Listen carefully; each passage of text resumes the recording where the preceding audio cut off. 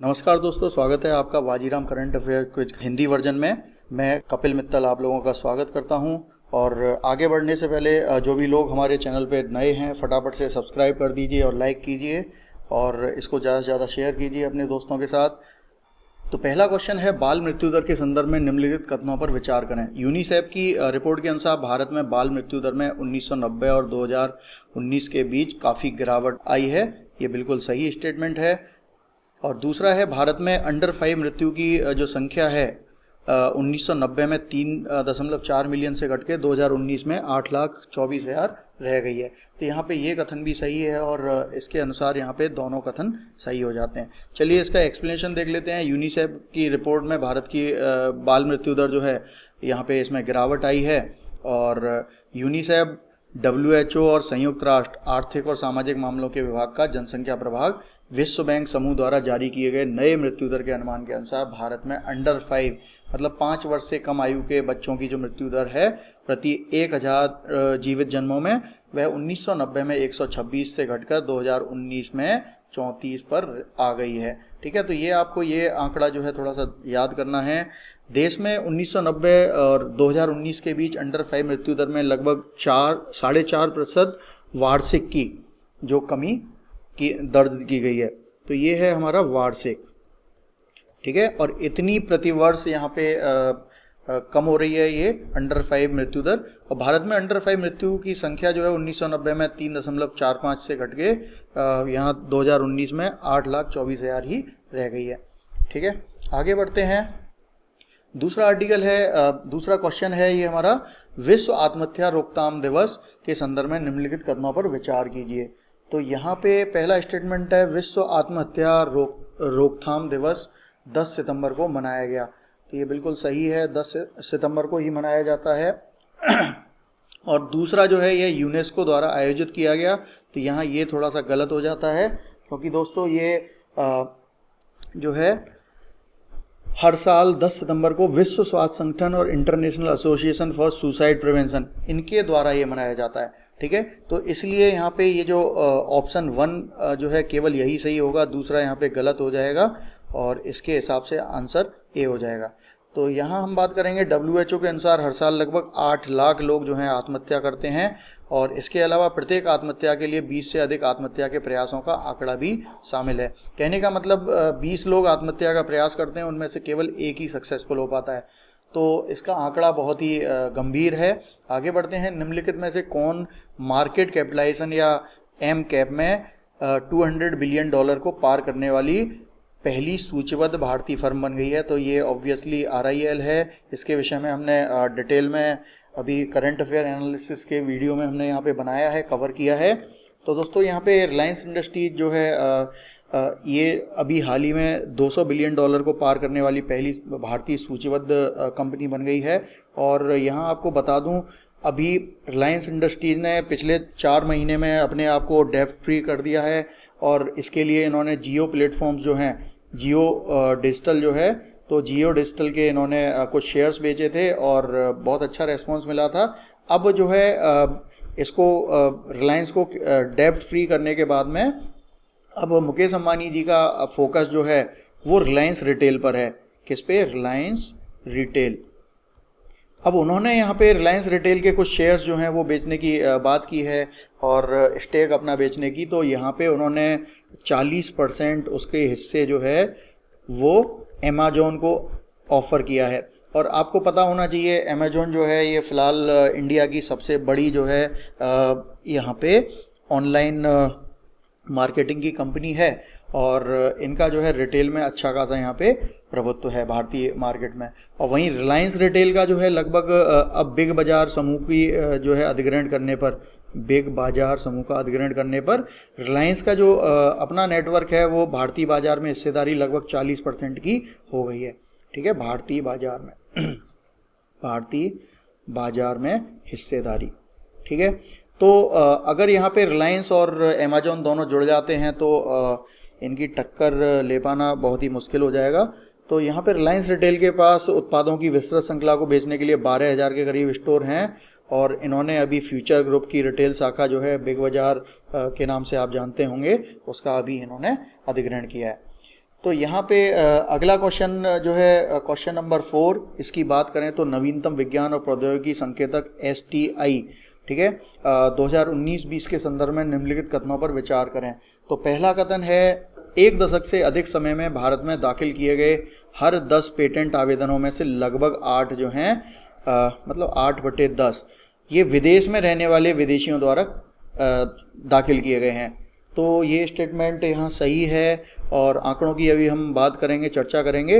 विदेशियों द्वारा दायर किए गए पेटेंटों में अधिकांश व्यक्ति या कंपनियां अमेरिका, जापान, जर्मनी की हैं और यह उक्त अवधि में कुल पेटेंटों के 45% से अधिक थे। तो यह भी सही है और यहाँ पे इसलिए सी ऑप्शन सही हो जाएगा। आगे बढ़ते हैं। एक दशक से अधिक समय में भारत में दाखिल किए गए हर 10 पेटेंटों में 8 जो हैं हमारे विदेश में रहने वाले भारतीयों द्वारा दाखिल किए जाते हैं और भारतीय आवेदनों की संख्या जो है धीरे धीरे बढ़ रही है, ये एक खुशी की बात है। पिछले महीने जारी नवीनतम विज्ञान और प्रौद्योगिकी संकेतक जो है STI 2019-20 की रिपोर्ट के में जो है डिजिटल विज्ञान और प्रौद्योगिकी विभाग जो है इसके द्वारा जो आंकड़े पेश किए गए हैं उसमें 2005-06 और 2017-18 वर्ष के बीच में लगभग 5.1 लाख जो हैं ये पेटेंट के आवेदन दायर किए गए हैं। ये आंकड़ों के विश्लेषण से पता चलता है इनमें से 76% से अधिक आवेदन विदेश में रहने वाले विदेशियों और द्वारा जो है दाखिल किए गए हैं, बाकी जो है भारतीयों द्वारा दाखिल किए गए हैं। चलिए दोस्तों आगे बढ़ते हैं। अगला जो क्वेश्चन है वो फुटबॉल जगत से है। निम्नलिखित में से कौन जो फुटबॉलर है ने 100 अंतर्राष्ट्रीय गोल करने वाले दूसरे पुरुष खिलाड़ी बन गए हैं। तो यहाँ आपको पता होना चाहिए क्रिस्टियानो रोनाल्डो हैं और इन्होंने अभी हाल ही में अंतर्राष्ट्रीय जो फुटबॉल है उसमें 100 गोल करने का कारनामा कर दिखाया है। तो पुर्तगाल के हैं ये क्रिस्टियानो रोनाल्डो और इन्होंने 100 गोल दागे हैं। इनसे पहले जो है ये अली डिएगी हैं, ये कहाँ के, ईरान के हैं, इन्होंने 109 गोल दागे थे। और यहाँ पे अगर हम भारत की बात करें तो भारत में सुनील छेत्री हैं और ये 72 गोल कर चुके हैं, ठीक है, और भारत के शीर्ष गोल्फर हैं। वहीं बात करें अगले क्वेश्चन की तो भारत और जापान के रक्षा संबंधों के संदर्भ में निम्नलिखित कथनों पर विचार करें। तो यहाँ पे भारत और जापान ने भारत के सशस्त्र बलों और जापान के आत्मरक्षा बलों के बीच आपूर्ति और सेवाओं के पारस्परिक प्रावधान के विषय में दोनों देशों के बीच एक समझौते पर हस्ताक्षर हुए हैं। बिल्कुल सही है। यह समझौता आपूर्ति और सेवाओं के पारस्परिक प्रावधान में भारत और जापान के सशस्त्र बलों के बीच घनिष्ठ सहयोग के लिए सक्षम ढांचे की स्थापना करेगा। तो यहाँ पे ये दूसरा कथन भी एकदम सही है और इसीलिए यहाँ पे पहला दूसरा सही होने से सी ऑप्शन सही हो जाएगा।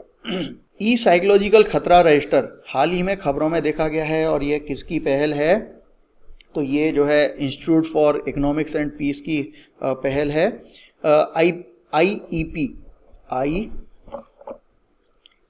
IEP के पहले पारिस्थितिक खतरे रजिस्टर के अनुसार जलवायु संकट और तेजी से जनसंख्या वृद्धि के कारण 2050 तक 1 अरब से अधिक लोग जो हैं विस्थापित हो रहे हैं या हो जाएंगे, क्योंकि जलवायु संकट और तेजी से बढ़ती जनसंख्या दोनों विकासशील और विकसित दुनिया के लिए भारी प्रभावों के साथ प्रवासन में वृद्धि करते हैं। कहने का मतलब जब यहाँ पे जलवायु संकट है तो जलवायु संकट की वजह से क्या होगा, यहाँ पे ग्लोबल वार्मिंग, और ग्लोबल वार्मिंग से जो भी ग्लेशियर्स हैं वो पिघल जाएंगे और ग्लेशियर्स के पिघलने से जो समुद्र के जल स्तर है वो बढ़ जाएगा और उसकी वजह से जो भी आइलैंड कंट्रीज़ हैं या जो अन्य कंट्रीज़ हैं जो समुद्र के किनारे पड़ती हैं उनके तटीय इलाके जो हैं वो डूब जाएंगे और उसकी वजह से वहाँ जो निवास करने वाले जो लोग हैं वो दूसरे क्षेत्रों में प्रवासन करेंगे, ठीक है। और इसकी वजह से एक और यहाँ पे जो समस्या है वो ये है कि जो फूड प्रोडक्शन का जो एरिया है, ठीक है, तो वो एग्रीकल्चरल लैंड वो भी वहाँ पे जो है डूब क्षेत्र में आ जाएगी और वहाँ पे हमारी जो फूड सिक्योरिटी है वो भी थोड़ा सा नुकसान होगा। तो एक थिंक टैंक जो है ये IEP जो वार्षिक वैश्विक आतंकवाद और शांति सूची का उत्पादन करता है ने कहा है कि 31 देशों में 1.2 बिलियन लोग रहते हैं जो पारिस्थितिक खतरों का सामना करने के लिए पर्याप्त रूप से लचीले नहीं हैं, मतलब वो तैयार नहीं हैं। क्या तैयार नहीं है? 19 देशों में 19 देशों जिनको सबसे अधिक खतरों का सामना करना पड़ रहा है, जिनमें पानी और भोजन की कमी, प्राकृतिक आपदाओं के लिए अधिक जोखिम शामिल हैं, दुनिया के 40 सबसे कम शांतिपूर्ण देशों में भी हैं। ठीक है, तो आपको पता होना चाहिए, हमने पिछले वीडियोस में कुछ कवर किया है, 49 LDC कंट्रीज़ हैं और ये जो हैं विश्व के सबसे ज़्यादा प्रभावित देश हैं और सबसे कमज़ोर देश हैं। तो इनके विषय में हमने जो है पीछे के करंट अफेयर एनालिसिस के वीडियोज़ में हमने कवर किया है, आप हमारे वीडियोज़ को देख सकते हैं। तो 157 देशों के आकलन में 141 देशों को 2050 तक कम से कम एक पारिस्थितिक खतरे का सामना करना पड़ेगा। ठीक है, और यहाँ पे उप सहारा अफ्रीका है, दक्षिण एशिया है, मध्य पूर्व है, उत्तरी अफ्रीका है, तो ये जो है सबसे ज़्यादा वल्नरेबल एरिया है। वहीं बात करें भारत और चीन जैसे कुछ देशों में पानी की कमी का सबसे अधिक खतरा है, तो यह निष्कर्ष निकाला गया कि अन्य जो देश हैं जैसे कि Pakistan, Iran, Kenya, Mozambique, Madagascar खतरों के जो है यहाँ पे ये लिए खतरों से जूझने के लिए अक्षम हैं और ये प्रिपेयर नहीं है। इसने पाकिस्तान को इथियोपिया और ईरान के बाद सबसे मतलब इथियोपिया नंबर 1 पे, ईरान 2 नंबर पे, पाकिस्तान 3 नंबर पे यहाँ प्रवासन के मामले में सबसे ज़्यादा जोखिम वाला देश माना है। स्वीडन, नॉर्वे, आयरलैंड और आइसलैंड जो हैं ये टॉप की कंट्रीज़ हैं, मतलब जो पहले से प्रिपेयर्ड हैं और इनको कोई भी खतरा नहीं होगा। हालांकि ऐसा नहीं है कि ये डूब क्षेत्र में नहीं आने वाले, लेकिन इन लोग ये जो कंट्री हैं इन्होंने अपनी जो सरहदें हैं इनकी जो समुद्र किनारे की, वहाँ पे दीवारें खड़ी कर ली हैं और ये पहले से प्रिपेयर्ड हैं। और दुनिया में 50 साल पहले की तुलना में 60% कम ताज़े पानी उपलब्ध है, जबकि भोजन की मांग 2050 तक लगभग 50% बढ़ने की यहाँ संभावना है। आगे बढ़ते हैं। तो विश्वनाथ सत्यनारायण निम्नलिखित में से किस भाषा के प्रसिद्ध लेखक हैं? तो ये तेलुगु भाषा के हैं और इनके विषय में बात करें तो अभी जो है हाल ही में उपराष्ट्रपति वेंकैया नायडू ने तेलुगु साहित्यिक कथा के कवि जो हैं कवि सम्राट श्री विश्वनाथ सत्यनारायण की 125वीं जयंती का जो के उपलक्ष्य में समारोह हुआ, उसका उद्घाटन किया था। तो ये जो हैं 1895 से 1976 तक ये जिए थे और 20वीं सदी के तेलुगु लेखक थे। ठीक है, और ये कविता लिखते थे, उपन्यास, नाटक, लघु कथाएं, भाषण, ये सारी चीज़ें लिखते थे। इनका जो दायरा है वो इतिहास, दर्शन, धर्म, समाजशास्त्र, राजनीतिक विज्ञान जैसे विषयों की एक विस्तृत श्रृंखला को कवर करते थे। उनकी लोकप्रिय रचनाओं की बात करें तो रामायण कल्पवृक्षम, ठीक है, और ये रामायण इच्छा प्रदान करने वाला दिव्य वृक्ष, तो ये इन्होंने लिखा है। किन्नर सानी पातालू तो मरमेड गीत है और उपन्यास है इनका वेया पादुलू द थाउजेंड हुड्स। ठीक है, इनके गुरु की बात करें तो चेल्ला पेला वेंकट शास्त्री, और इन्होंने जो है यहाँ पे वेंकट कवुलु युगल इसके ये लेखक रहे हैं इनके गुरु। और विश्वनाथ ने दोनों आधुनिक और शास्त्रीय शैली दोनों में इन्होंने ये जटिल कोड यहाँ लिखे हैं। ठीक है, इनको पुरस्कार की बात करें तो यहाँ कवियों का सम्राट ये इस सम्मान से सम्मानित किया गया है। 1970 में भारत सरकार ने इन्हें पद्म विभूषण से सम्मानित किया था। 1971 में उनकी पुस्तक रामायण कल्पवृक्षम को ज्ञानपीठ पुरस्कार से सम्मानित किया गया था और ज्ञानपीठ पुरस्कार पाने वाले वह जो हैं पहले तेलुगु लेखक थे। ठीक है, आगे बढ़ते हैं।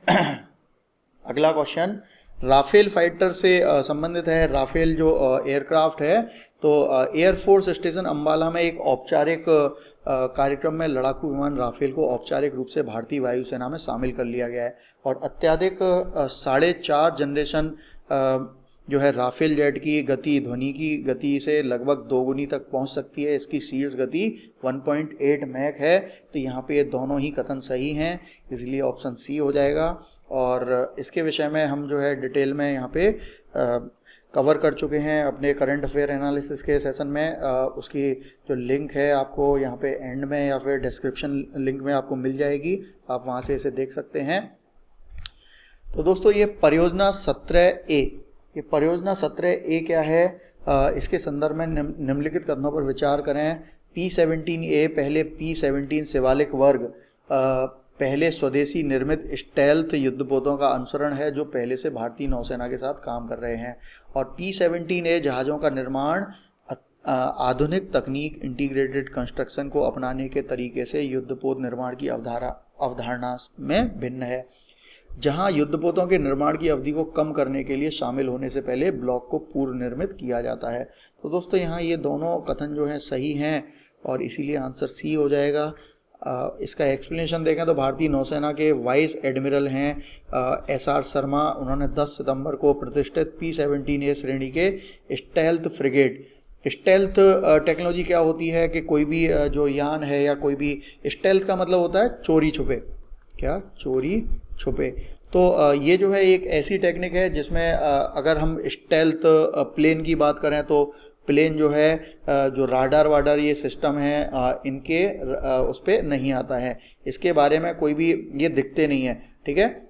और यहाँ फ्रिगेट्स की बात करें तो फ्रिगेट्स क्या होते हैं, ये छोटे नौसेना शिप्स होते हैं। और स्टेल्थ फ्रिगेट का मतलब हो गया ये बेसिकली ये भी राडार और सोनार में ये डिटेक्ट नहीं होते हैं, ठीक है। तो ये इसका तीसरा जहाज जो है यार्ड, तीसरे जहाज यार्ड का जो है यहाँ पे शिलान्यास हुआ। P-17A श्रृंखला के तहत 7 फ्रिगेट का निर्माण किया जाएगा, जिनमें से 4 का निर्माण MDL Mazagon dock limited MDL, ये आपको याद रहना चाहिए, और 3 का GRSE, ठीक है, मैं MDL के साथ लीड यार्ड के रूप में किया जाएगा। P-17A श्रेणी के फ्रिगेट्स को स्वदेशी रूप से विकसित स्टील का उपयोग करके बनाया जा रहा है और एकीकृत प्लेटफॉर्म मैनेजमेंट सिस्टम के साथ हथियारों सेंसर के साथ फिट किया गया है। इन जहाज़ों में स्टेल्थ फीचर है, मैंने बताया था ये डिटेक्ट नहीं होते हैं राडार सोनार में। और P-17A जहाज़ों का निर्माण आधुनिक तकनीक इंटीग्रेटेड कंस्ट्रक्शन को अपनाने के तरीके से युद्धपोत निर्माण की अवधारणा में भिन्न है, मतलब ये ट्रेडिशनल जो कंस्ट्रक्शन की जो मेथड है उससे भिन्न है। यहाँ युद्धपोतों के निर्माण की अवधि को कम करने के लिए शामिल होने से पहले ब्लॉक को पूर्व निर्मित किया जाता है। जब प्लेटफॉर्मों को चालू किया जाएगा तो भारतीय नौसेना के फ्लीट की युद्ध क्षमता में वृद्धि हो जाएगी। दोस्तों आज का सेशन यहीं समाप्त होता है, और जो भी लोग हमारे चैनल पे नए हैं फटाफट से ये सब्सक्रिप्शन के यहाँ बटन पर क्लिक करके हमारे चैनल को सब्सक्राइब करें, जिन्होंने अभी तक सब्सक्राइब नहीं किया है, और लाइक करें, शेयर करें। और हमने यहाँ पे कुछ अन्य महत्वपूर्ण वीडियो हैं जो कॉम्पिटिशन से रिलेटेड जो एनालिसिस हैं, ठीक है, उनको ये वीडियो आपको यहाँ पे दिख रहे हैं, इनको क्लिक करके आप इनको देख सकते हैं। चलिए फिर मिलते हैं अगले वीडियो के साथ। नमस्कार।